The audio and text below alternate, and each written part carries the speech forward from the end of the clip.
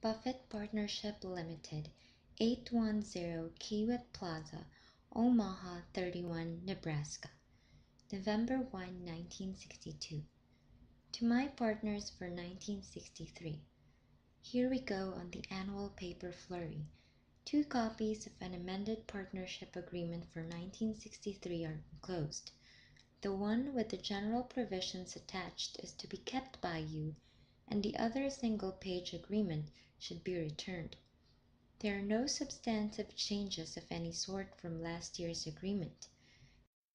This amendment is merely to allow for a few new partners and in several places to reword in clearer, we hope, language provisions of the present agreement. Practically all of the rewording is in General Provision 5, Paragraph 7 in last year's agreement. Rather than have a separate amending document, we have incorporated the changes into one complete document embodying the entire agreement. We are also enclosing 2 commitment letters, one for you, one to be returned, on which you are to indicate your wishes regarding additions or withdrawals at January 1st. We would like to have the agreement and the commitment letter back by December 1st. However, the commitment letter can be amended right up until the end of the year, not after. So if you should have a change of plans, and you have already mailed us your commitment letter, all you have to do is get in touch with me, and I will make whatever changes you desire. Any withdrawals will be paid immediately after January 1st. Any additions must reach us by January 10th, and they should be paid in during November. They will take on the status of advance payments and draw interest at the rate of 6% until year end. Please be sure the signature on your partnership agreement is notarized. Partners in Omaha may obtain the notarization at our office if they wish.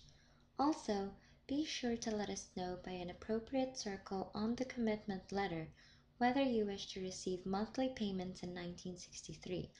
In order to be sure everyone understands this, let me again state that these monthly payments are in no sense guaranteed earnings or anything of the sort. They represent a convenient form of regular withdrawal, which to the extent we earn better than 6% are payments from earnings, and due to the extent we don't, are payments from capital. Complete tax information for your 1962 return will be in your hands by January 20th.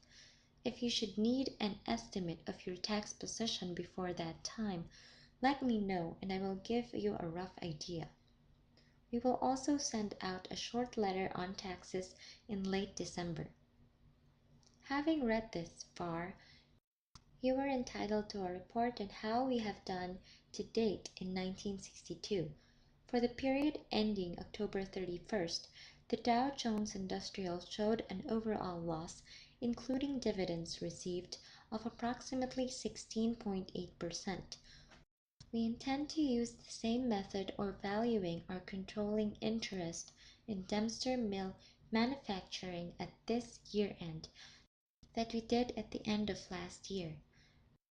This involved applying various discounts to the balance sheet items to reflect my opinion as to what could be realized on a very prompt sale.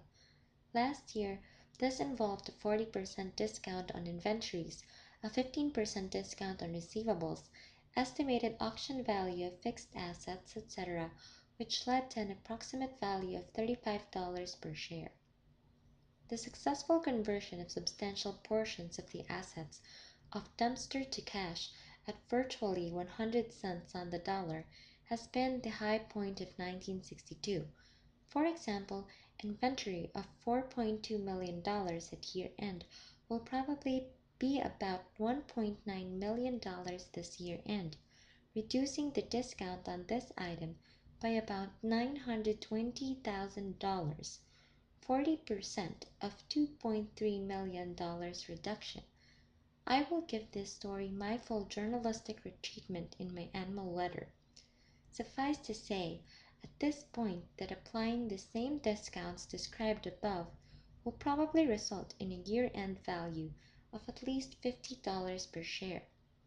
The extent of the asset conversion job can perhaps best be illustrated in a sentence by pointing out that whereas we had $166,000 of cash and $2,315,000 of liabilities at November 30, 1961, Dempster fiscal year end, we expect this year to have about $1 million in cash investments of the type the partnership buys against total liabilities of $250,000. Prospects for further improvement in this situation in 1963 appear good, and we expect a substantially expanded investment portfolio in Dempster next year. Valuing Dempster at $50 per share, our overall gain before any payments to partners to October 31st for the partnership has been 5.5%. This 22.3 percentage points advantage over the Dow, if maintained until the end of the year, will be among the largest we ever had.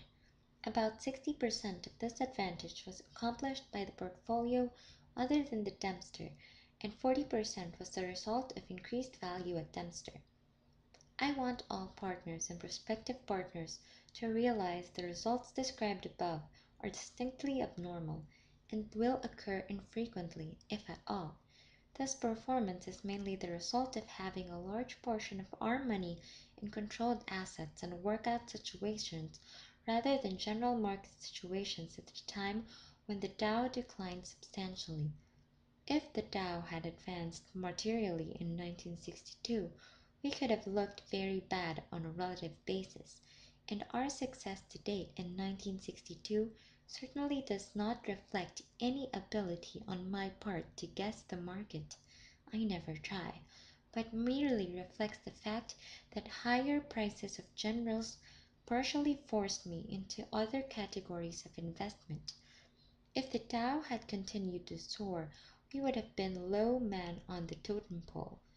We fully expect to have years when our method of operation will not even match the results of the Dow, although obviously I don't expect this on any long-term basis, or I would throw in the towel and buy the Dow. I'll cut this sermon short with the conclusion that I certainly do not want anyone to think that the pattern of the last few years is likely to be repeated. I expect future performance to reflect much smaller advantages on average over the Dow. Each letter ends with a request that you let me know about anything that isn't clear. Please be sure that you do this. We are all geared up with secretarial help, a new typewriter, etc., and we want to be sure that this letter and agreement are understood by all. Cordially, Warren E. Buffett, WEB-BF. P.S. There are no prizes for being the last ones to get in the agreement and commitment letter, so please get to it as soon as possible. Remember, the commitment letter can be amended by a postcard or a phone call. We are just trying to get the bulk of the work done out of the way before December 31st so we can concentrate on getting the audit, tax information, etc. out pronto at year end.